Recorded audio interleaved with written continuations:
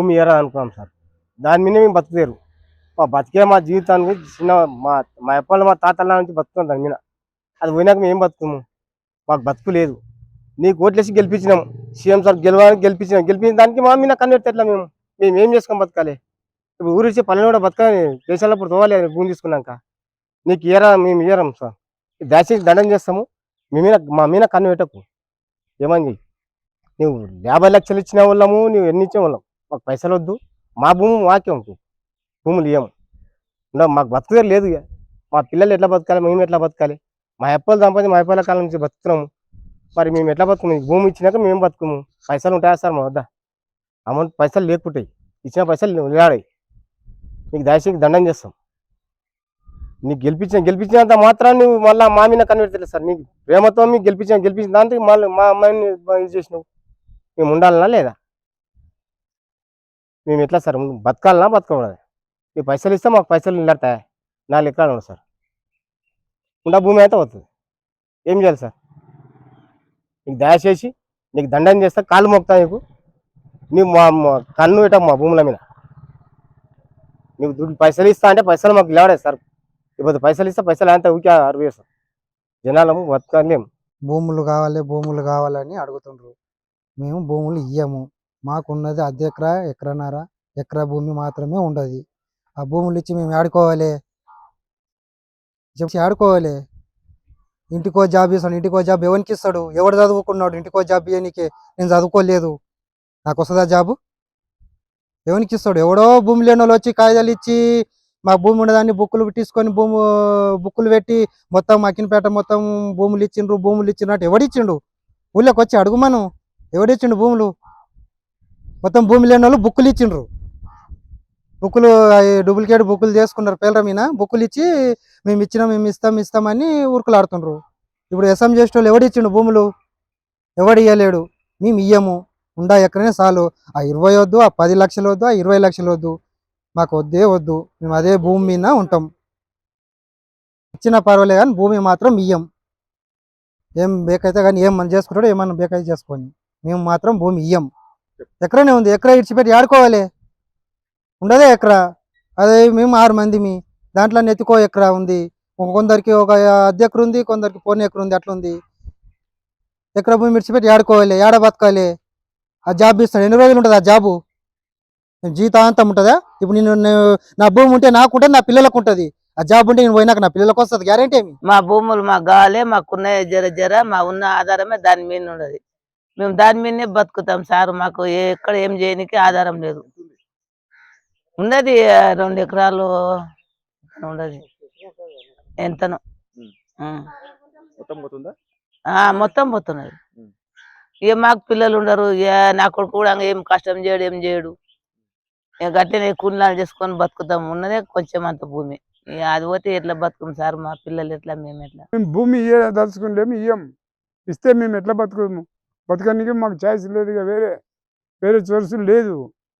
మేము బతకలేం సార్. ఇయ్యము అంటే ఇయ్యం. మా పానాలు పోయినా సరే ఇయ్యం. 50 ఇచ్చినా ఇయ్యం. ఇచ్చి 3 రోజుల్లో అయిపోతాయి. మా పిల్లలకు పుస్తకాలకు, కాపీలకు, వాళ్ళకి పుట్టినాలకు సరిపోతాయి. మేము ఎట్లా బతకాలి సార్? మాకు బతుకులేదు. ఇక అదే దాని మీదనే ఆధారపడి ఉండము. భూమి కూడా తక్కువ ఉన్నది. 1 ఎకరా 13 గుంటల్లో ఎట్లా బతకాలి? మాకు మేము సచ్చినా సరే, మా గొంతు కోసినా సరే, మేము మాత్రం ఇయ్యం భూములు. మాకు ఆ లక్షలు వద్దు, మాకు ఆ రూపాయి వద్దు, వారి ఏమొద్దు. మేము కన్న ఊస్తా వాడి, కన్న తిప్పల వాడి మేము కొనుక్కున్నాం భూములు. మాకు ఇచ్చేది ఇదే లేదు. మేము ఇయ్యము. కుంటి కాలు ఉన్నది నాకు. చేసి పేసులు పెట్టి ఇడిపించుకున్నాము. 1 ఎకరా 2 ఎకరాలు ఉంటే అది ఇడిచి ఏజ్లో ఏడుకోవాలి మేము. దాని నుంచే ధర్నాకు పోయి ఇంటికి వచ్చి కింద పడి కాలు ఇరగొట్టుకున్నా నేను. మరి ఇప్పుడు కూడా ఇడువు అంటే ఏడుకోవాలి. మేము ఇడిచి ఏడుకోవాలి. ఇడవము. సచ్చినా సరే అందులో పోయి పండుకుంటాం. మళ్ళీ వస్తే గానీ ఇడవము. చూడు సార్, మేము 20 వద్దు, 20 పైసలు వద్దు. 20 లక్షలు ఏం చేయాలి మేము? పుట్నాలు బుక్కాలనా? 20 లక్షలకు మాకు ఇంకో తాను వస్తుందా? మాకు ఈడ 20 లక్షలు తీసుకుని మాకు ఇంకోటి వస్తుందా? అందుకు మేము 20 లక్షల వాళ్ళము, 20,000 వాళ్ళము, లక్షల వాళ్ళము ఇయ్యం. చూడు సార్, భూమి ఇయ్యం మేము. ఫార్మా చేస్తామని, ఏదో కంపెనీ చేస్తామని ప్రభుత్వం వాళ్ళు అభివృద్ధి అనే పేరుతోని ఈ మా ఊరి పైన ఈ 2-3 ఊర్లో చేస్తున్నారు. కానీ అభివృద్ధి అంటే కేవలము ఫార్మాసిటీలు వేయడము, అవి ఇండస్ట్రీలు వేయడము అభివృద్ధి కాదు. ఏదో ఒక పెద్ద ఇండస్ట్రీ అదంతా నడిచేదంతా. ఈ ఊర్లో ప్రతి ఒక్కరు ఇండస్ట్రీ జరుగుతుంది. ఎందుకంటే ఈ వ్యవసాయ భూములు ఉన్నాయి మాకు 1 ఎకరా 2 ఎకరాలు ఉన్నటువంటి బీద ప్రజలు అసలు అవి ఎంతో కొండలు గుట్టలు సాగు చేసుకొని బ్రతుకు జీవనకారుని ఎన్నో కొన్ని ఏళ్ళ తరబల నుంచి ఇక్కడ జీవిస్తున్నారు. వాళ్ళ జీవితం మనుగడనే దెబ్బతింటుంది. ఇది చాలా బాధాకరమైనది. ఎక్కడో చాలా పట్టదారులు కొన్ని వేల ఎకరాలు భూస్వాములు ఉన్నాయి. వాళ్ళ దగ్గర తీసుకొని చేస్తే ఇది ప్రభుత్వానికి చాలా మంచిది.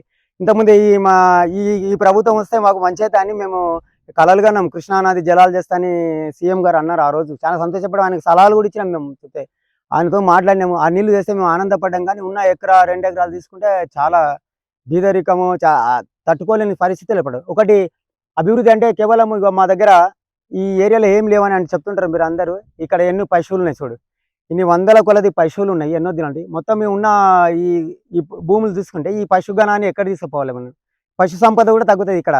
ఈ భూములు చాలా ఎడారి నేలని మీరు అంటున్నారు, కానీ అది తప్పు. ఇక్కడ చూస్తే ఇక్కడ చెట్లు చూడండి, ఈ పర్యావరణాన్ని పరిరక్షణ చేసుకుంటున్నాం మేము ఎన్నో. ఇక చెట్లు గుట్ట పుట్ట అది మనిషికి కావాల్సిన ఆరోగ్యము అన్ని మా జీవనమే ఇక ఆరోగ్యంగా ఉంటుంది. ఇక్కడ ఎన్ని ఇండస్ట్రీలు పెట్టినా ఇంత ఆనందంగా మనిషిని బతికించలేరు. అంటే ఎవరికొరకు అభివృద్ధి పేరుతోని ఈ ప్రకృతిని వినాశం చేయడం చాలా దురదృష్టకరము. ఈ రైతులను దయచేసి ప్రభుత్వం వాళ్ళు ఒకసారి మేము ఎన్నుకున్న ప్రభుత్వమే మాకే ఇంత కీడు చేస్తాం, మేము అభివృద్ధి చేస్తామంటే ఇంతకంటే అభివృద్ధి ఏం చేయలేరు. మేము స్వేచ్ఛగా ఆక్సిజన్ పీల్చుకొని బతుకుతున్నాం. మంచి ప్యూర్ ఆక్సిజన్తోనే బతుకుతున్నాం. మాకు ఆకలి అంటే మనిషికి జనని జన్మభూమి ఇచ్చా స్వర్గాజపి గరీయసన్నారు. కన్న తల్లి కన్న భూమి స్వర్గం కంటే గొప్పది అన్నారు శ్రీరామచంద్రుడు. ఇవన్నీ రామాయణ భారతాలు ఇక అక్కడ పెద్దల ప్రభుత్వంలో అందరూ తెలుసుకున్నాం, చదువుకున్న వాళ్ళే. కానీ ఇక్కడ వచ్చి ప్రజల ఫీల్డ్లోకి వచ్చి ఈ రైతుల బాధలను తెలుసుకోండి మీరు. అసలు ఫస్ట్ ఇక్కడ ఉన్న వీళ్ళ జీవితాలను దెబ్బ కొట్టకుండా దయచేసి మీరు ఈ భూమిలో విడిచిపెట్టి ఇంకెక్కడైనా ఉంటే తీసుకోండి. మీరు ఒకసారి ఆవులు చూడండి, ఎన్ని ఆవులు, ఈ మూగజీవులు ఇక్కడ ఎన్నో మూగజీవులు. వీటిని ఎక్కడ నడుపుకోవాలి? మీరు ఇండస్ట్రీ చేస్తారంటారు, మొత్తం ప్యాకింగ్ చేస్తారు ఈ భూములన్నీ.